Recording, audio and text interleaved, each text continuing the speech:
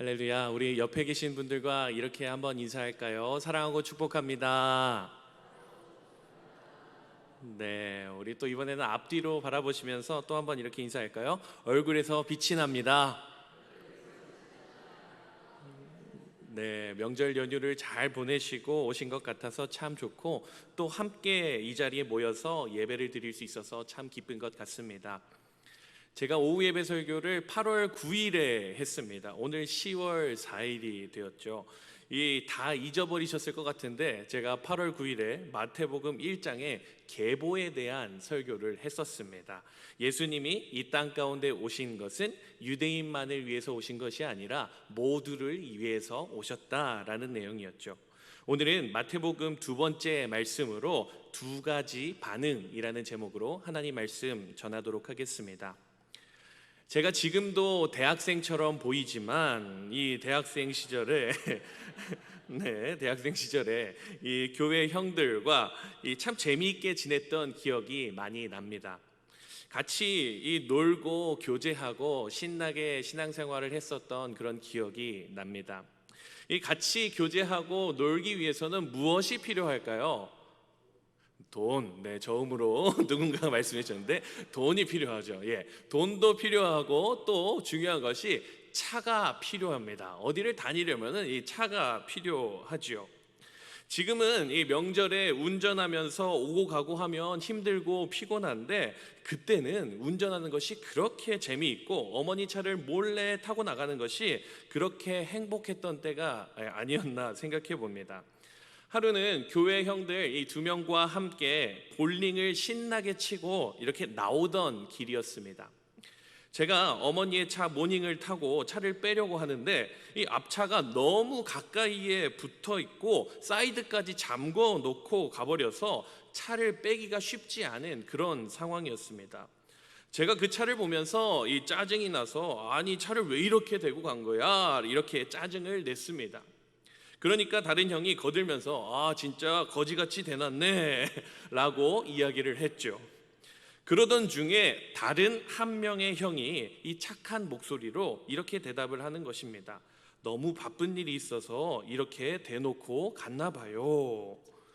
순간 짜증을 냈던 저와 다른 형이 아주 부끄러워지고 같은 상황에서 이렇게 다르게 생각을 할 수 있구나, 다르게 해석을 할 수 있구나, 이 멋쩍은 웃음을 지었던 것이 생각이 납니다. 하나의 상황에 서로 상이한 두 가지 반응이 등장하게 된 것이죠.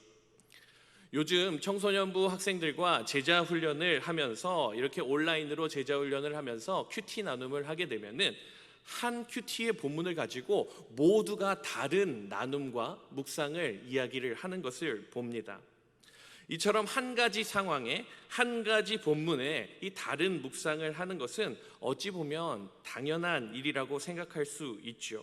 오늘 본문에서도 이 한 가지 상황에 두 부류의 사람이 아주 상이한 모습을 가지고 있는 것을 볼 수 있는데요. 바로 헤롯 왕과 동방 박사들입니다. 오늘 본문에서 그리스도가 이 땅 가운데 오심을 들은 이들의 모습이 두 가지 모습으로 갈리는 것을 볼 수 있습니다. 오늘 마태복음에서 예수 그리스도의 나심을 살펴보며 한 가지 상황 가운데 드러나는 여러 가지 모습들, 그 가운데 왕으로 오신 예수님에 대해 살펴보는 오늘 이 시간이 되기를 소망합니다. 첫 번째로 오늘 본문에서 살펴볼 수 있는 것은 이 예수님은 중심이 아닌 변방에서 태어나셨다라는 것입니다. 오늘 본문 1절에 이렇게 말하고 있습니다. 예수께서 유대의 베들레헴에서 나시매라고 나오고 있죠. 미가서 5장 2절 말씀을 보게 되면은 화면에 나오는데 우리 미가서 5장 2절 말씀 우리 함께 읽어볼까요? 읽겠습니다. 시작. 베들레헴 에브라다야 너는 유다 족속 중에 작을지라도 이스라엘을 다스릴 자가 내게로 나올 것이라. 아멘. 이 예수님은 미가서 5장 2절에 이 예언에 나와 있는 것과 같이 베들레헴에서 나셨습니다. 이스라엘을 다스릴 자, 이스라엘을 통치하실 자가 베들레헴에서 나신 것입니다. 이 베들레헴은 예루살렘 남쪽 10km 정도 떨어진 곳에 있던 작은 마을이었습니다. 이곳의 옛 지명은 에브랏입니다. 에브랏. 이 에브랏은 이 다윗이 성장했던 지역이고 또 다윗이 기름 부음을 받았던 지역이 바로 에브랏인 것이죠. 흔히 이곳은 다윗의 동네라고 불리는 곳이었습니다. 이 메시아이신 예수 그리스도께서 이 잘 나가는 제국의 중심인 로마가 아니라 이 속국인 이스라엘에서 태어나셨고, 이 종교의 중심지였던 예루살렘이 아니라 그로부터 멀리 떨어져 있는 이 베들레헴에서 나신 것을 볼 수 있습니다. 세상이 바라고 이스라엘 백성들이 꿈꾸는 강력한 메시아, 자신들을 로마의 압제로부터 건져내 줄 왕을 기다린 것인데, 그 메시아가 태어난 곳은 변방 베들레헴이었던 것이죠. 오늘날을 살아가는 우리도 마찬가지입니다. 이 교회의 좋은 리더십을 통해서 이 교회가 부흥하고 성장하기를 바랍니다. 또 나라의 지도자들을 통하여 이 코로나 상황에서 얼른 벗어나기를 바랍니다. 안전하기를 바라고 이 나라가 무시당하지 않는 강한 나라로 만들어주기를 원합니다. 강하게 좋은 모습으로 이끌어주는 것, 그런 마음이 우리들의 마음인 것이죠. 그런데 오늘 예수님은 변방 베들레헴에서 낮은 모습으로, 초라한 모습으로 이 땅에 오신 것입니다. 예수님께서 이 땅 가운데 오신 것 자체가, 성육신 하신 것 자체가 낮아지심을 보이신 것인데, 한 발 더 나아가 예수님은 작은 마을 베들레헴에서 머물 여관이 없어서 동물이 머무는 자리에서 태어나신 것입니다. 베들레헴에서 태어나신 이 예수님의 모습은 메시아 예언의 성취이자 예수 그리스도께서 살아가실 것을 미리 보여주는 것입니다.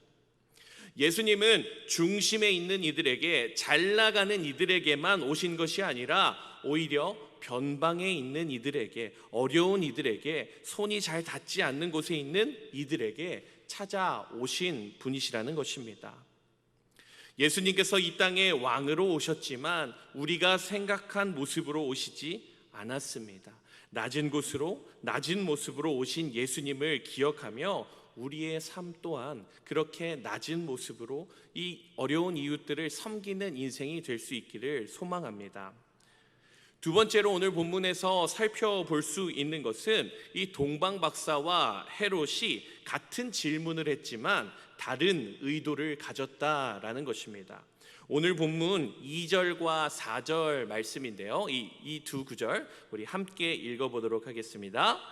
유대인의 왕으로 나시니가 어디 계시냐? 우리가 동방에서 그의 별을 보고 그에게 경배하러 왔노라 하니, 왕이 모든 대제사장과 백성의 서기관들을 모아 그리스도가 어디서 나겠느냐 물으니. 아멘. 유대인의 왕으로 나시니가 어디 계시냐라고 고백한 동방 박사의 모습과 그리스도가 어디서 나겠느냐라는 헤롯 왕의 질문은 사실 동일한 질문입니다. 하지만 그 질문에 대한 이 모습, 질문 이후의 행동을 보게 되면은 극명한 차이를 보여주고 있습니다. 하나의 상황 가운데 두 가지 반응이 등장하고 있는 것이죠. 동방 박사들은 이 예수 그리스도의 탄생을 보고 기뻐하며 경배하는 모습을 보여주고 있습니다. 그런데 헤롯 왕은 어떻습니까? 이 예루살렘, 이 헤롯 왕은 소동하며 당혹스러움을 표현하고 있는 것이지요. 이 실현된 예언 앞에서 이 기쁨으로, 설렘으로 반응하는 이 동방 박사들이 있는가 하면, 실현된 예언 앞에 두려워 떠는 혼란에 빠진 모습을 가진 헤롯 왕과 이 예루살렘의 종교 지도자들, 대제사장들, 서기관들이 있었던 것입니다. 동방 박사들이 유대인의 왕으로 나시니가 어디 계시냐라는 질문 속에는 예수님의 탄생을 찬양하고 기뻐하며 예배하기 위한 설레는 마음이 보여지고 있습니다.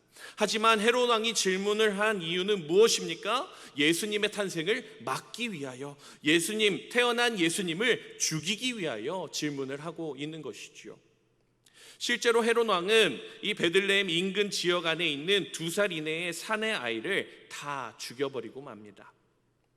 같은 질문이지만 전혀 다른 속내를 가지고 있고 하나의 상황 가운데 전혀 다른 행동을 하고 있는 모습을 보게 됩니다. 사랑하는 성도 여러분, 우리는 오늘날 어떠한 마음으로 예수님의 오심을 기다리고 계시는지요? 독립을 고대하고 이 메시아를 갈망하고 기다렸지만 현실이 되자 이 당혹감을 감추지 못하고 자신들의 기득권을 내려놓기 싫은 모습을 보여주었던 예루살렘의 지도자들의 모습은 없으신지요? 자신의 왕의 자리를 뺏길까 두려워서 그 어린아이 예수를 찾아 죽이려고 한 헤롯의 마음과 같지는 않으신지요? 사랑하는 성도 여러분, 만약에 내일 예수님이 이 땅 가운데 다시 오신다면 어떤 마음으로 예수님을 맞이하시겠습니까? 이번 주 토요일 따님의 결혼식을 앞둔 우리 김재신 장로님, 서운하실까요? 아니면은 딸을 안 보내도 되니까 좋으실까요? 지난주에 결혼을 한 우리 박모세 전도사님은 신혼생활을 누려보지도 못한 채 예수님께서 오신다면 어떨까요? 아쉽고 서운할 것입니다. 내가 지금 이 땅에서 누리고 있는 것들이 많이 있고 또 지금 내가 살아가고 있는 인생이 즐겁다면 예수님 조금 나중에 오십시오. 이런 생각이 들 수도 있을 것 같습니다. 우리는 예수님의 오심을, 예수님의 탄생을 기대합니다. 하지만 실제로 예수님이 오셨을 때 예수님의 탄생을 찬양하기 위해 먼 길을 마다하지 않고 찾아와 아기 예수를 맞이한 이 동방박사들의 모습과 같이 설레는 마음이 있으신지 돌아보셨으면 좋겠습니다.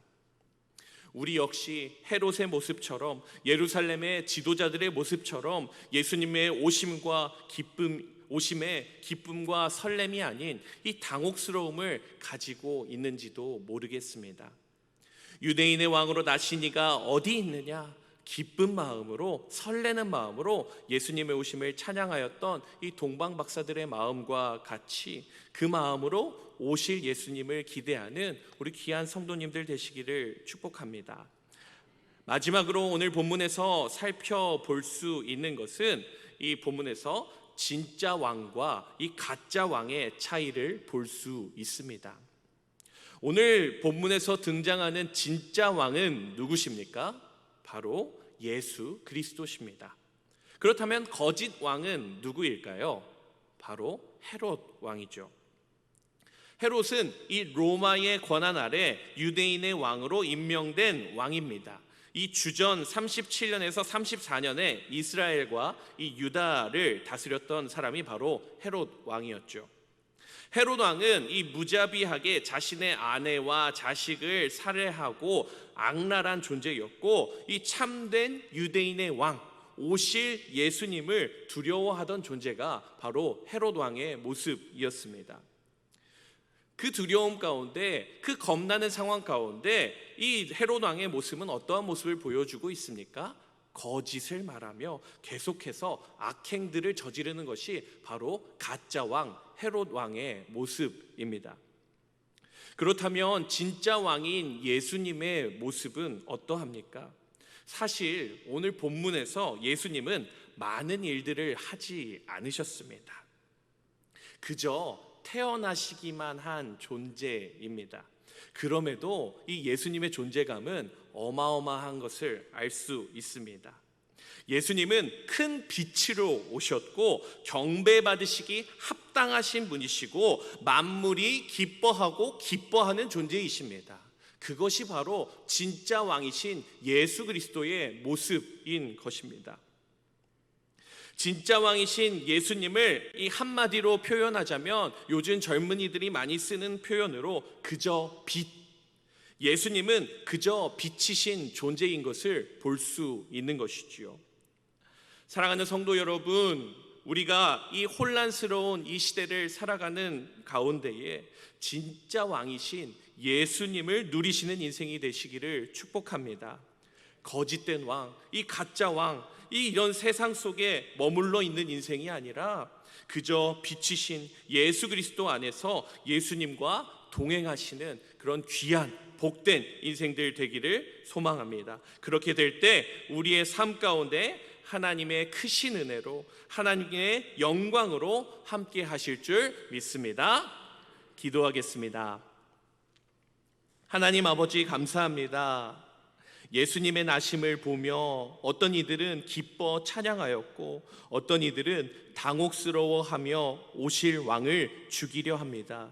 하나님, 우리의 인생이 예수님의 오심을 누구보다 기뻐하였던 동방박사의 모습이 있기를 소망합니다. 빛으로 오신 예수님, 경배받으시기 합당하신 예수님, 그 예수님을 따르며 소망하는 모든 우리 청함의 인생들 되게 하여 주시옵소서. 예수님의 이름으로 기도합니다. 아멘.